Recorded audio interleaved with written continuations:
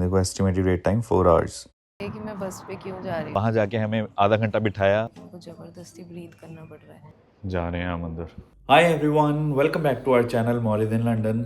This is me Mohit. तो हम लोग अभी ए से होके आए हैं। रिद्धि की तबीयत थोड़ी ख़राब हो गई थी तो उसकी वजह से हमें ए जाना पड़ा। कि मैं हमने थोड़ा बहुत रिकॉर्ड किया है कि आपको अगर गॉड फॉरबिडन आपको जाना पड़ता है ए तो कैसा एक्सपीरियंस रहता है, क्या क्या चीज़ें आपको ध्यान में रखनी पड़ती हैं और कितना वेटिंग टाइम है यूजुअली।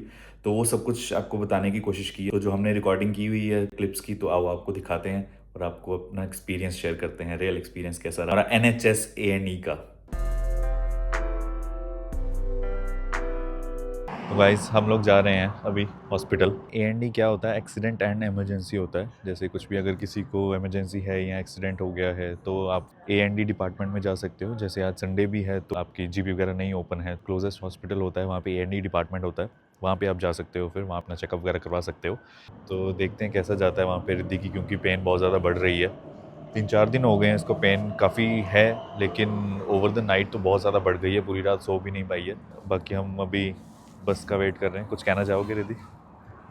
लोग कहेंगे कि मैं बस पे क्यों जा रही हूँ। मैं इसलिए जा रही हूँ क्योंकि मैं बैठ नहीं पा रही हूँ। बैठने में प्रॉब्लम आ रही है तो इसलिए कैब वगैरह में जा नहीं सकते, तो इसलिए हमें बस में जाना पड़ रहा है। पहुंचने में भी थोड़ा सा टाइम लगेगा। A&E के बारे में फीडबैक तो ऑलरेडी बहुत ज़्यादा बुरी है। हमारे कुछ फ्रेंड्स वगैरह विजिट किया हुआ है तो बहुत ज़्यादा बुरा एक्सपीरियंस रहा है। कहते हैं 7-8 घंटे का वहाँ पे वेट रहता है जब भी आप जाओ, चाहे आप इमरजेंसी में भी जा रहे हो। बैग तो लेकर आया हूँ मैं, कुछ फ्रूट्स वगैरह लेकर आया हूँ क्योंकि वहाँ भूख वगैरह भी लगेगी। तो बस आ गई हमारी, अब चलते हैं। A few moments later. तो हम लोग पहुँच गए अभी हॉस्पिटल, इमरजेंसी डिपार्टमेंट में जा रहे हैं।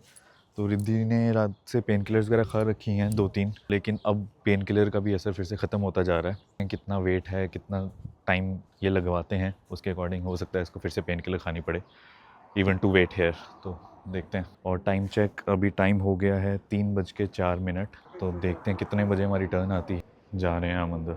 उन्होंने वहाँ से तो हमें भेज दिया। उन्होंने बोला पहले यहाँ पे अंदर जाकर रजिस्टर करो कि आपको क्या प्रॉब्लम है, सारा कुछ अपना बताओ, फिर उसके अकॉर्डिंग वो आपको बताएंगे कितना टाइम वेट करना पड़ेगा और फिर टर्न आएगी तो फिर हमें वहाँ जाना पड़ेगा। रजिस्टर तो करवा दिया मैंने, मतलब सारा कुछ बता दिया मैंने कि कब से पेन हो रही है, क्या क्या किया है, पेन किलर्स वगैरह लिए हुए हैं, इतने दिनों से पेन है और ओवर द नाइट सो नहीं पाई है।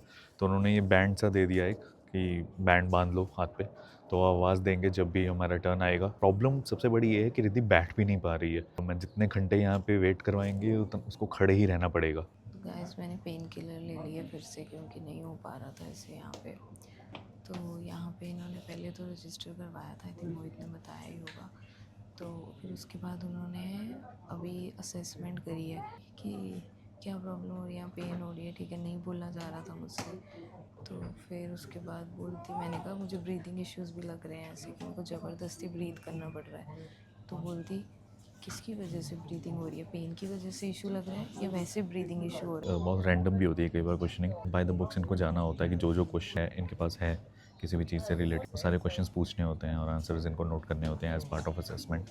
उसके बाद अब हम फिर से उन्होंने बोला कि वेट करो, अभी कोई शायद डॉक्टर वगैरह हमें बुलाएंगे। तो ऐसे लग रहा है पता नहीं मैं कहाँ आ गई हूँ, सब बीमार लोग हैं आसपास में। ऑब्वियसली हॉस्पिटल में आए तो बीमार लोग ही होंगे। अभी हंसने वाली कोई बात नहीं है। अभी देखते हैं कि अब इसके बाद ये हमें कोई ट्रीटमेंट देते हैं या मुझे 4 गोलियां लिख के घर भेज देंगे, कहेंगे 5 तरीके की इबुप्रोफेन खा लो। अभी इसने बोला कि इबुप्रोफेन खाई, मैंने कहा मैंने खाई थी पर इसके बाद मैंने फिर से खा ली क्योंकि कोई फ़ायदा नहीं है, यहाँ पे बैठना तो पड़ेगा ही, समझ तो आ रहा है मुझे, और ऐसे बैठा नहीं जाएगा इबुप्रोफेन के बिना। और जैसे ही बोलो बैक पेन है, ये अंडरस्टैंड ही नहीं करते। It's not about back pain यार, अजीब सी पेन है, साइड ऑफ द बैक पे है, मिडल ऑफ द बैक पे है, पता नहीं क्या कर रहे हैं ये। चलो कोई नहीं, देखते हैं। इंडिया बेस्ट है यार। 4 घंटे वेट तो इन्होंने लिख के ही लगा रखा है सामने, देखो एस्टिमेटेड वेट टाइम 4 आवर्स। तो गाइस टाइम चेक 5 बज गए हैं और अभी तक हम इधर उधर ही जा रहे हैं। हमें पहले वेस्ट विंग में भेजा गया, वहाँ पे बैठो, डॉक्टर आपको वहाँ पे देखेगा। वहाँ जाके हमें आधा घंटा बिठाया, फिर अब बोल रहे हैं कि वापस वहीं पे चले जाओ क्योंकि पहले एक्सरे होगा फिर उसके बाद डॉक्टर देखेगा। तो अब हम वहीं एक्सरे वाली जगह पे जा रहे हैं फिर से। तो अब देखते हैं वहाँ पे कितना टाइम लगता है एक्सरे करवाने में और फिर उसके बाद हमें डॉक्टर मिलेगा। 2 hours later. तो गाइज हम लोग घर आ गए हैं। तो पेन तो अभी भी है, बाकी रिद्धि बताती है एक्सपीरियंस कैसा रहा। एक्सपीरियंस तो मतलब इतना बुरा नहीं था, आई वुड से, मतलब इतना बैड एक्सपीरियंस नहीं था। 3 घंटे टाइप्स हमें लगे टोटल, जिसमें ऑब्वियसली थोड़ा इधर उधर जाना पड़ा। लेकिन एक्सरे किया उन्होंने चेस्ट का किया और शायद बैक का थोड़ा सा, नॉट बोन का, कुछ उन्होंने रिब्स वगैरह का एक्सरे किया, क्योंकि उनको ये चेक करना था कोई लंग्स में प्रॉब्लम तो नहीं है। तो उसके बाद एक्सरे के बाद हम डॉक्टर से मिले, तो डॉक्टर ने बोला कि लंग्स में, उसने पूरा एक्सप्लेन किया आराम से बैठ के कि लंग्स में कोई प्रॉब्लम नहीं है, हार्ट इश्यूज नहीं है कोई, या फिर आपको कुछ भी मतलब मेजर नहीं है। तो वो रिब्स में आपके प्रॉब्लम है, क्योंकि वो रिब्स में प्रॉब्लम नहीं है एक्चुअल में, वो वहाँ पे जो मसल्स होते हैं वहाँ के वो उनमें आपस में स्टिफनेस हो रही है, पता नहीं क्या हो रहा है। पता हाँ नहीं कुछ मसल्स का ही कुछ है, क्योंकि यहाँ साइड पे पेन है।